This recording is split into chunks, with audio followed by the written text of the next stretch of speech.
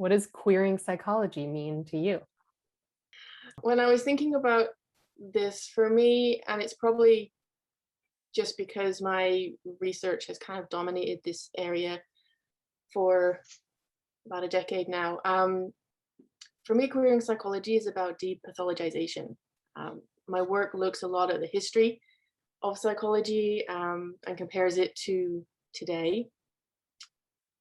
And it's just impossible to know that without being very aware of how queerness has been very negatively represented within psychology in a lot of the historical texts and works.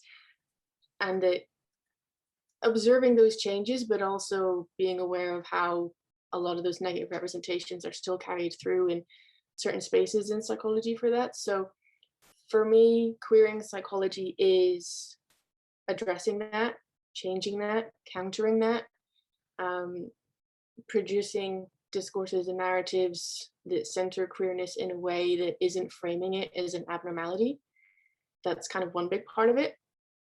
And the other part for me is not just so much as creating more positive narratives about queerness that moves it away from mental illness and all that kind of thing, but decentering heterosexuality and deconstructing that norm that has been produced over such a long period of time. It's just so strong and so influential that even in spaces that aren't, outwardly homophobic or framing queerness as abnormal, you still find that it's either considered as like an extra on the side, if it's considered at all. So I think there's been a couple of times where I've been really surprised, and maybe I shouldn't be, but I remember talking to a researcher once who was talking about parenting. That was kind of the research area. And I was chatting about the research that I do. And they're like, oh, that's so interesting. But, sexuality isn't really relevant to my work. And I was kind of like, is there a reason you don't think queer parents exist? And there's these kind of decisions where people think that queerness is only relevant in sexuality studies and that queer people only belong in this little subcategory over here, So for me, queering psychology is about challenging that. I want to see queer people included in studies on bullying, on workplace harassment, on the most mundane topics. It should be, because people exist. And if you're not including them in your research, then you need to state why. If you're studying heterosexuality and parenting, then that's what you're studying. But if you say that you're studying parenting, then you need to have a broader kind of representation of people you're considering. So that's for me, depathologization and deconstructing that norm that excludes queerness. Yeah, this is actually strangely relevant just by chance. Last night I'm in a feminist pedagogy class and we talked about parenting a bunch. And one question that the teacher asked was, well, if we don't need to teach like heterosexuality or like traditional gender roles, like why do we have to teach like about gayness or trans stuff? And I was like, I think we really do teach like heterosexuality and traditional gender roles like very hard. It's just not noticed. It's the default.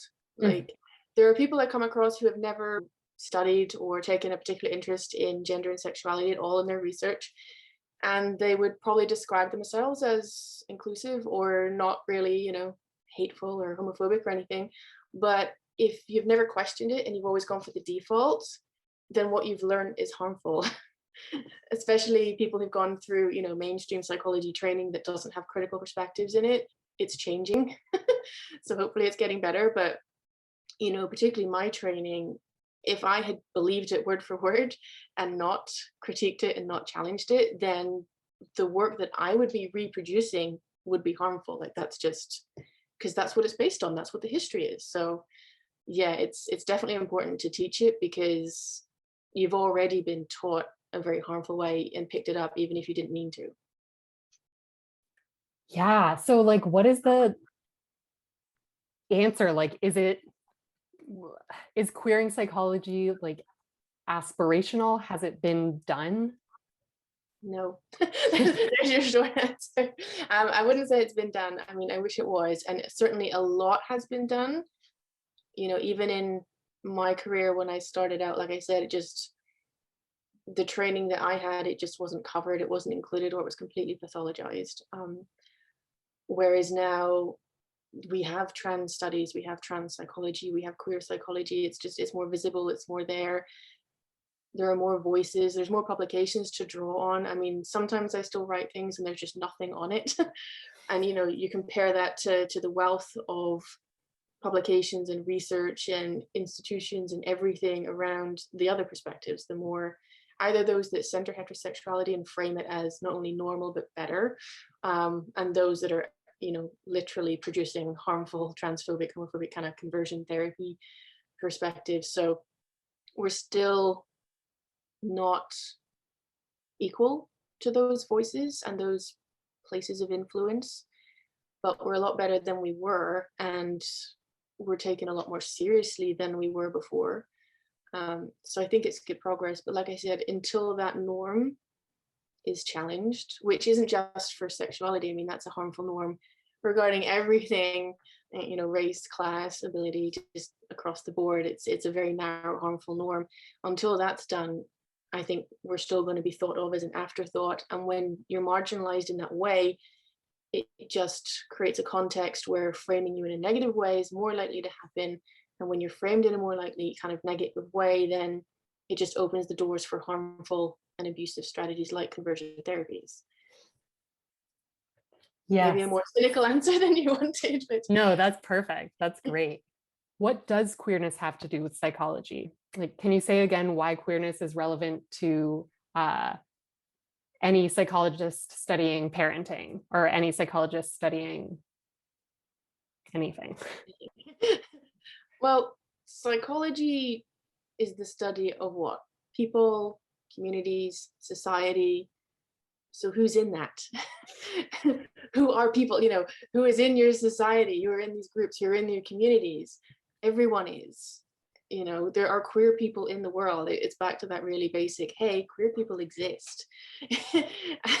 And that kind of shows how much more work we need to do in queering psychology, that we're still having those conversations of, hey, we exist, hey, you need to include us, before you can even move on to, hey, we're an equal. We should be treated as an equal, not as an afterthought, and not as less than any other type of relationship or sexuality. So if you're excluding particular groups from your research, even from an academic point of view, you need a justification for that. You need a reason for that.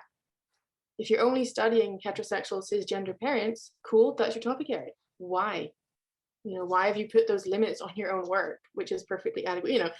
It's impossible to study anything. I always put in whatever paper I'm writing about the boundaries of the work that I'm doing, so it can become a part of that. But the problem for me comes when you say that you're studying parenting and you haven't done that, because you're masking the exclusion that you're doing. The other area that I come across it a lot that comes closer to my own work, so I'm a little more passionate about it, is the exclusion of trans and non-binary people from research on violence. And again, I've come across people saying, well, I study violence and violence against women. And I'm like, okay, well, why aren't you including trans women in your research on violence against women? Because we know it's a significant issue. It is a valid research area. It is an important social change area. So you've made a conscious decision not to include them. So again, that's fine if that's your area. You're looking at cis women, but again, you have to justify that. So yeah, that's my little rant on that. Yeah, to justify it, or at the very least to name it, like to say, I'm studying cis women. Yeah, I felt like that was a stupid question for me to ask, but I'm glad I did, because that was like a really beautiful answer. No, I do get asked that, and I get asked that mostly, I would say, or are the kind of places where I come across where people haven't considered it are usually those with the best of intentions, who haven't made the conscious decision to exclude. But again, like I said, they've gone that default training and they haven't realized that actually what you were trained in was quite harmful and excluded a lot of people. So it requires you to unlearn a little thing, relearn some other things, and make those decisions. And it's part of that change. We weren't having these conversations a decade ago when I started, but it is expected now. The same way we're seeing conversations about representation in the media. We weren't having these conversations a decade ago. We're seeing much better, not perfect by far, but the conversations are happening. So if someone's been doing research and parenting for a decade, and 10 years ago this was fine, I can understand why that person might feel awful now if all of a sudden they're being criticized for it. But for me, everyone makes mistakes. It's all about learning. Academia is always about constantly learning and updating. So there are things I've written at the beginning of my career that I would love to change how it was phrased or whatever, but that's just that, you make a commitment to changing as you go forward. Mm-hmm. Oh, another question I had was, can you queer psychology if you're not queer? How much does your personal identity play in? I think I'm going to be controversial for this one and throw in a yes. You can queer psychology if you're straight. Don't quote me that on its own, please contextualize it. Because if I'm defining queering psychology as challenging homophobia and challenging those negative narratives and dismantling that norm that excludes queer people, then that's completely something that a straight person can do. You can, in your writing, challenge that, and you can deconstruct that norm, and you can also center queer voices in your writing when you're writing about queerness and sexuality. There are many queer academics, queer authors, hello, give me a sight, that's very easily done. So for me, that, yes, it can. On the other hand, I think there's different ways of queering psychology, so I guess there are limits in that sense. There's only so far that can go because you don't have the part where the identity takes place. Another aspect for me, for example, as a queer psychologist and a bisexual psychologist, is another part of queering psychology is simply taking up space. Working in, shall we say, hostile environments, mainstream psychology spaces, departments, conferences, oh, so many. We're simply taking up space and being known as a queer psychologist, either because that's what my writing makes very clear, the kind of position that I'm taking, or being out in my work, clearly, in my experience, has caused some discomfort to those who are very invested in those older historical narratives. So that's one way that I can queer psychology, just by taking up space and being visible and writing and voicing my concerns that would be harder or just not possible for a straight person to do. But that straight person could center my voice or give me platforms to be able to kind of share my views in that way. So they can still be a part of that aspect of it, but it's just slightly different. But yeah, I'd say queering psychology is open to everyone. It's just making sure that you're not taking up space from queer voices and you're not replacing those or taking opportunities from queer psychologists. That's a really good answer. I agree with that. I like it. One thing that I like about the term queer, and I feel like there are other terms, but I don't remember them now, is just like how like complexity is built into it. Mm-hmm. Recently, I've been hearing about the fact that like individualistic cultures, like Western cultures, tend to be more or less tolerant of contradiction, I think, and I really like that idea, and I feel like queerness is more tolerant of contradiction. Yeah, that's fair, and that maybe answers another question you had in your email about what queer perspectives or queerness can offer psychology, and it is that complexity, that comfort or celebration of contradiction, difference, fluidity, ambiguity, unclear answers, and specifics, and celebration of the individual. Because on the one hand, what I find with psychology, especially around the norms and quantifying perspectives that want to generalize, is losing the individual and the uniqueness. And the way I experience gender fluidity can be completely different to how another person experiences gender fluidity. So if I do a massive project and do a survey on gender fluidity and then try and generalize it, you lose that uniqueness and difference and complexity, and that's something that I think queerness celebrates.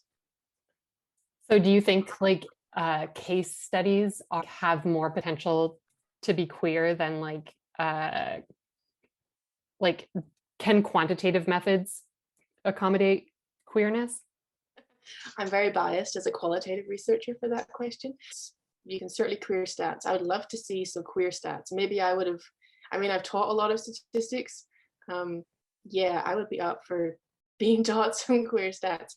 I like case studies for that reason. I mean, that's my interest. My interest is experience, and I like to center those who've been silenced and marginalized. So they do tend to be the smaller groups that have been positioned outside.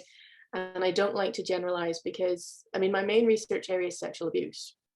And while you can generalize a lot of things about sexual abuse and trauma, everyone's experience is unique and individual. So for me, case studies work, or smaller groups, or looking at those narratives or discourses that are silent. So that's kind of, but for me, there's a place for everything.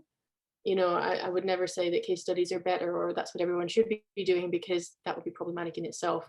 So I'm sure there's a place for queer stats. It's just hard, I think, because quantitative approaches have been historically used so much to create harmful narratives about marginalized groups and generalizing and creating norms and all that kind of thing. So I'm not jumping on board, but totally happy for someone to really do queer stats and get me on board. I'm definitely going to Google that after we're done. I've typed it into the search bar.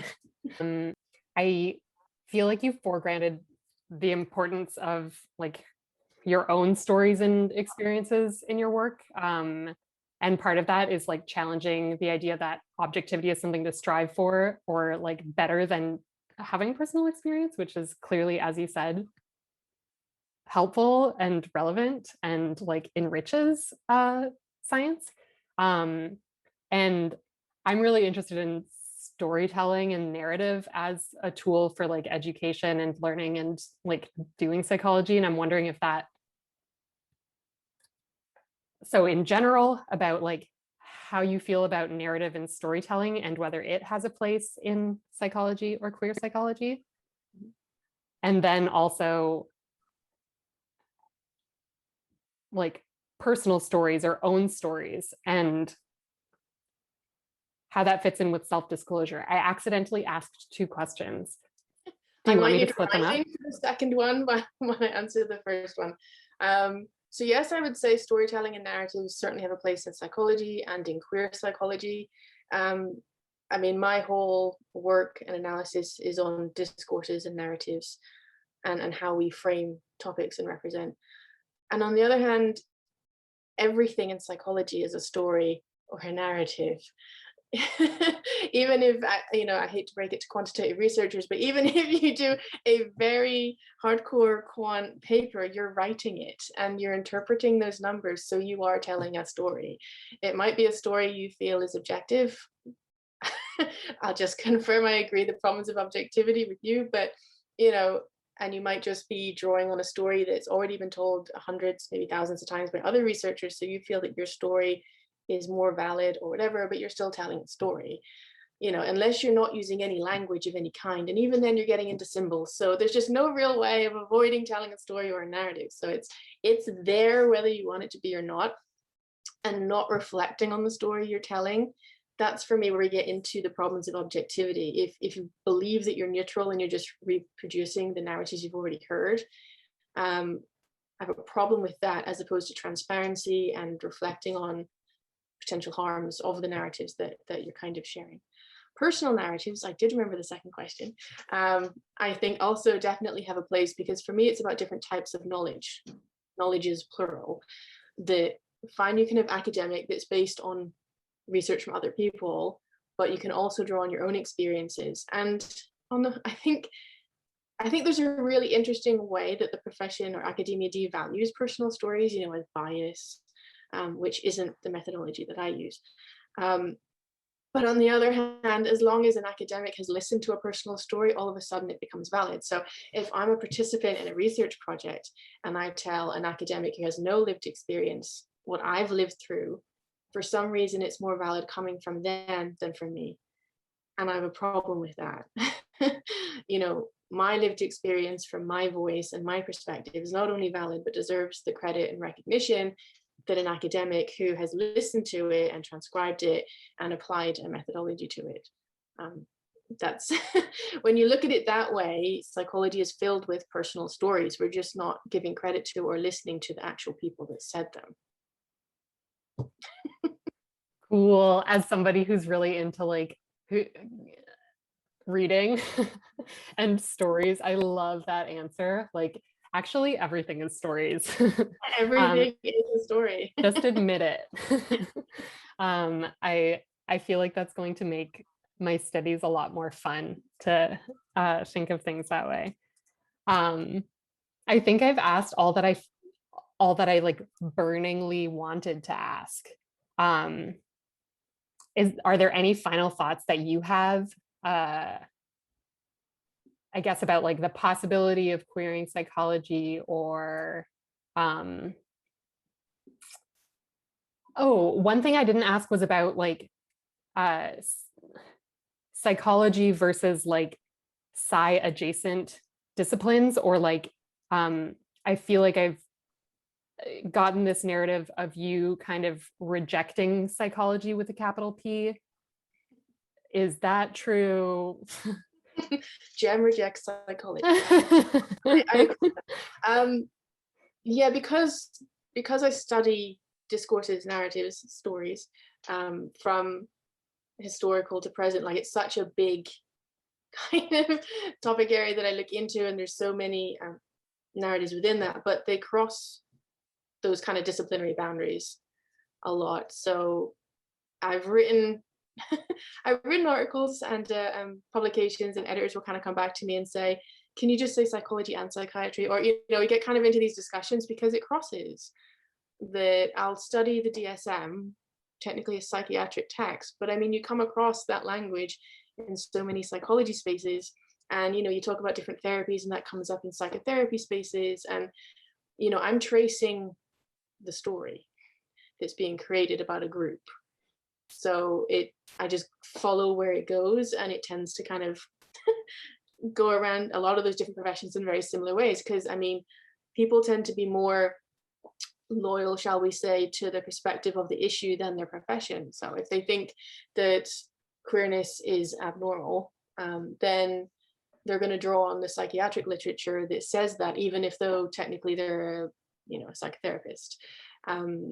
Psychoanalytic work I've looked at in several publications. It's never the main focus, probably because I have so many problems with it for issues around trans. But when I looked at the narratives, when I have analyzed, say, Freud and kind of older texts regarding gender and sexuality, while the language might be slightly different, the main kind of story that's being told about people being particular ways can be very similar. So I generally include examples from different professions to show that it's not an individual problem. For example, it's not Freud. He's not the problem. We can't just solve it by ignoring him.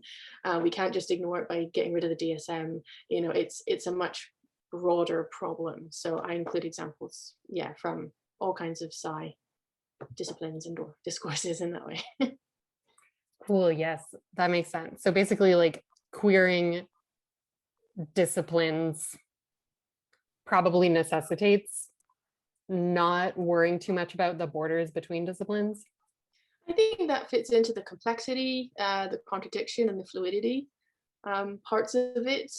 And from my research perspective, we look at the interrelationships between texts and discourses. We're actively looking for those pathways and connections between different I've compared psychology to law, compared psychology to medicine, because stories, if you like, cross those boundaries. So if I'm studying the issue, I'm going to cross those boundaries too, to follow and see where it goes. That's my methodology, but I would also say, like we said before, that queerness and complexity would fit into that. I don't think queerness would fit with strict boundaries. We don't like strict boundaries around our identities. That's harmful in some ways. It closes off possibilities. It excludes people. So it would make sense that queering psychology would have a similar approach. Cool. Agreed. Do you have any final thoughts or questions for me? There was one question on the email that I thought about before, and you can delete in editing if if it's of no use or interest, but there was one about how people related to gender and sexuality and like personal experiences or whatever, and it made me laugh because something came to mind. So I was a overinvested ally for quite a period of time. And there was just one moment that came to mind when I realized that I wasn't as cis as I thought I was. We were in this conference, and there was like a panel, and we were talking about kind of trans health, trans issues, and they got us into little groups and said to talk about our experiences of misgendering and how they made us feel. And I went first, and I started reaming off like loads of examples of being misgendered. With my fluidity, I can kind of go from androgynous to kind of soft butch to femme. And I was reflecting on my periods of being soft butch and being misgendered and hey sir and all that kind of stuff, and talked about how much it upset me and I really didn't like it. And when I finished speaking, just the looks on the people in the group I was in made me realize that this wasn't a shared experience with these people. They were very surprised to hear about it. They couldn't relate at all, never had been misgendered, or if anyone had ever done it, it was considered funny and it wasn't upsetting. And that was kind of a moment for me when I realized I wasn't as cis as I thought I was, and that my experiences were much more closely shared with people from trans, non-binary, gender non-conforming communities. But that literally split second of explaining my own experience, not really realizing it was different to cis people, and then looking up and seeing people's faces and being like, oh, I'm different from you. Cool. That reminds me of like, I'd started to feel very queer, but hadn't, and like shaved my head, but trans and non-binary felt very incorrect. Like I felt very cis. But I loved when people would call me sir or say hey man or something, and I thought it was like a great story. And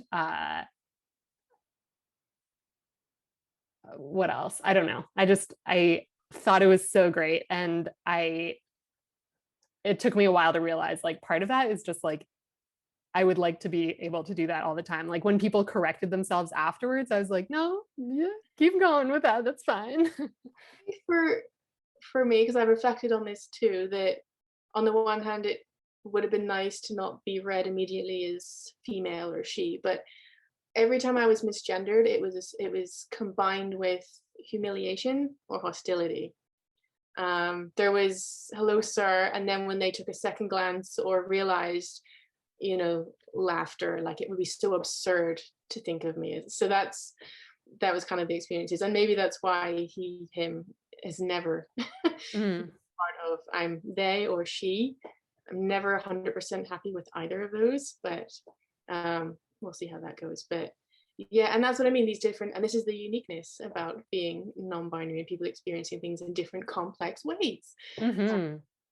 Yeah, I feel like there must be so many things involved in that, because I think part of it is probably the culture in Toronto, for example, because I think that's the only place where I've been consistently like gendered as a man, and almost always it's this sort of like pally response from other men. Like once literally I dropped a glove and a guy came up behind me and was like, hey buddy, and then when I turned around he was like, oh sorry. I was like, I could be your buddy. Like I grew up Northern Ireland, so this happened in the 1990s, rural Northern Ireland. Oh yes. We were taught the Bible instead of science when it came to teach about the Big Bang. Our sex ed was being read a poem from the perspective of a baby being aborted. No. And homosexuality was an abomination, and trans non-binary just wasn't even. It just didn't exist. It just didn't happen. It was lumped in with queerness and gayness, and that was all sinful and awful. That was my experience. So when I was breaking gender norms and just existing as a queer person in that space, yeah, you get some hostility from that. Yeah, I feel like that's really impressive to be able to get to that place in that environment, like to be able to like listen to yourself enough to act so strongly against, or like so 180 degrees away from what you're being told is the right way to be. Do people say that?